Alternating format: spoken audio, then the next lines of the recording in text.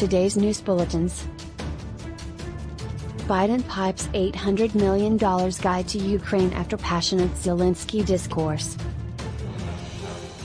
Zelensky shows U.S. lawmakers graphic video of Ukraine. 7.3 extent seismic tremor hits Japan, tidal wave alert gave. World Court orders Russia to stop military activities in Ukraine. Russia blocks BBC site, says it is just the start of its reaction. Putin says Russia will accomplish objectives in Ukraine. Russia and Ukraine searching for split the difference in harmony talks. Israel records new COVID variant,